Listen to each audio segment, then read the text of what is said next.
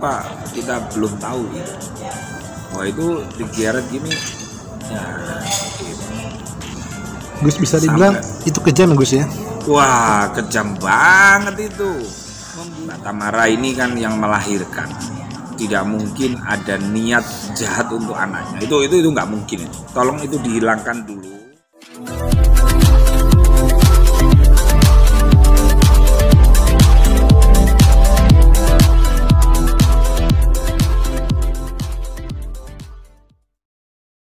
Gus, izin Gus, ini sedang rame nih Gus, masalah Dante Gus. Oh, Dante. Iya. Kemarin saya pas ke Polda, saya silaturahmi Pak Dir, ada yang tahu teman wartawan.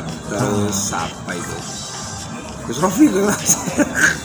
Kemarin saya jadinya diwawancara masalah Dante ya Allah, anak kecil yang harusnya dirawat, dijaga dan dipinterkan kan gitu kan untuk meneruskan cita-cita orang tuanya. Akhirnya berakhir tragis dan meninggal dunia dengan cara yang tidak manusiawi sekali. Izinkan saya sebelum wawancara, innalillahi wa inna ilaihi rajiun. Ini kami prihatin banget kalau ada anak kecil meninggal, apalagi sampai ditenggelamkan ya, berdasarkan bukti video yang ada itu. Oke, Gus, kalau yang bukti video yang Gus lihat kan udah beredar juga luas nih bukti videonya. Itu apa yang Gus lihat? Apakah itu kejam atau ada tidak sengajaan atau disengaja gitu Gus? Ya kayaknya sih perencanaan sih ya. Makanya kalau saya lihat tadi saya diskusi dengan lawyer saya BKM ya, dari Medan, beliau memang mengatakan ada pasalnya berlapis ya. Ya, pasalnya memang berlapis termasuk perencanaan pembunuhan itu. Nah, jadi kita sebagai warga negara yang baik, kita percaya bahwa Polda Metro Jaya akan melakukan langkah-langkah hukum secara benar dan tepat, termasuk mengamankan dan menangkap tersangka yang kebetulan di video itu tersangka ini memang kelihatan banget. Jadi anak itu ketika bersandar ya, dia didatangi. Nah, brengseknya lagi itu melakukan itu ada anak kecil juga perempuan. Ada anak perempuan itu di sampingnya, katanya itu anaknya atau apa, kita belum tahu gitu. Wah, itu digeret gini ya gitu. Gus, bisa dibilang itu kejam ya Gus ya? Wah, kejam banget itu. Membunuh orang dewasa itu aja kejam, apalagi membunuh anak yang tidak ngerti apa-apa. Anak ini nggak berdosa sama sekali. Kalaupun nakal, memang nakalnya seperti apa gitu. Jadi ini keterlaluan banget, ini brengsek banget menurut saya gitu. Jadi ini harus dihukum yang betul-betul berat banget. Karena kalau kalau ini nggak dijadikan pelajaran dan hukuman yang seberat-beratnya, ini bahaya, ini akan bisa menjadi presiden yang buruk. Dan polisi saya yakin pasti akan menerapkan pasal berlapis-lapis untuk menjerat tersangka ini. Gus, tadi kan dari tersangka. Tadi kalau dari ibunya Gus, dari Tamara sendiri, seakan-akan terlihat seakan menutupi awal kasus ini Gus. Gimana Gus melihatnya Gus? Ya, saya juga melihat klarifikasi dari Mbak Tamara ya. Mbak Tamara ini kan yang melahirkan.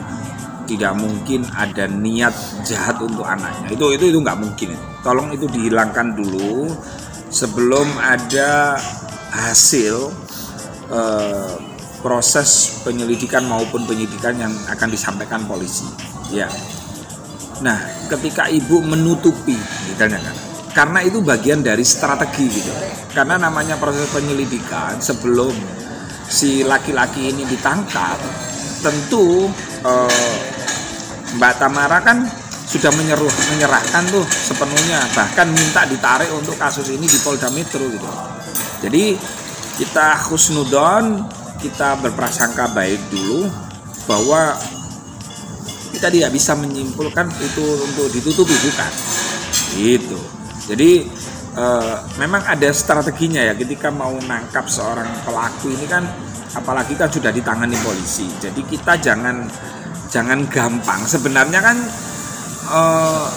artis atau korban seandainya tidak di zaman medsos tentu tidak ada wawancara kan, begitu kan, karena ini eranya medsos sehingga ada kesimpulan seperti yang disampaikan kawan-kawan media, terkesan ada yang ditutupi. Tidak semuanya kasus hukum itu harus terbuka semua, ada momennya, ada waktunya, ada jedanya gitu loh.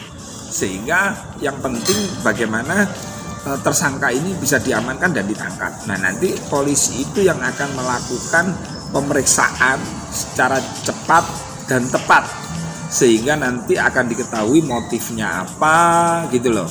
Kalau misalnya dia melakukan pembunuhan itu apakah atas inisiatif sendiri atau ada pesanan dari orang lain, nah kita tunggu saja gitu. Oh, Bang Wira saya kenal betul itu, Pak Dir Krimum yang sekarang ini, Kombes Wira itu. Beliau itu setan kalem tapi jelek-jelek, termasuk kemarin yang menangkap mahasiswi ya yang ada di Depok itu dalam waktu 1 kali 24 jam langsung bisa diringkus. Berarti Gus juga akan mengawal loh kasus ini Gus, seperti apa Gus?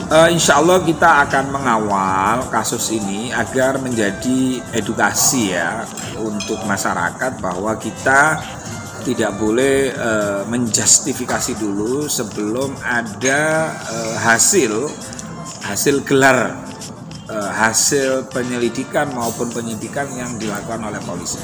Jadi kita tunggu aja. Ini kan pasti diperiksa maraton ini oleh kawan-kawan bapak-bapak kepolisian yang ada di Polda Metro Jaya. Yang pasti kita harus hati-hati, apalagi kita yang punya anak kecil ya, terutama kalau menyangkut kolam renang misalnya usia 3 tahun, usia ini harus betul-betul dalam pengawasan orang tua. Tidak boleh mempercayakan entah kepada pembantu atau apa, karena bisa saja nanti akan terjadi hal-hal yang serupa, terutama anak kecil yang 3 tahun di kolam renang karena dia jatuh aja ketika dia tidak bisa renang nih, walaupun segini misalnya, itu juga membahayakan. Jadi orang tua yang melepas anaknya untuk di kolam renang harus betul-betul ekstra hati-hati agar kejadian ini tidak terulang kembali. Saya kira itu teman-teman ya. Oh iya, ada pertanyaan tadi kan. Nah, kenapa kok sampai digigit-gigit? Namanya orang tua itu kan kaget ya ketika anaknya meninggal, kok secepat ini meninggal. Jadi menggigit itu kan tergantung reaksi masing-masing orang ya. Karena itu mungkin panggilan hati yang paling dalam, karena biasanya ya namanya panik, anak kesayangannya meninggal, bisa saja menggigit atau apa, ya monggo aja. Yang pasti polisi akan akan melakukan pemeriksaan dengan cermat, dengan tepat, dengan benar, termasuk memeriksa HP-nya pelaku itu gitu loh. Motifnya apa, apakah dia bekerja sendirian, membunuh sendirian, nah itu biar nanti kita tunggu hasil daripada pemeriksaan Polda Metro Jaya. Ya, makasih ya Gus. gitu ya. Jangan lupa ya di subscribe dan nyalakan lonceng notifikasinya.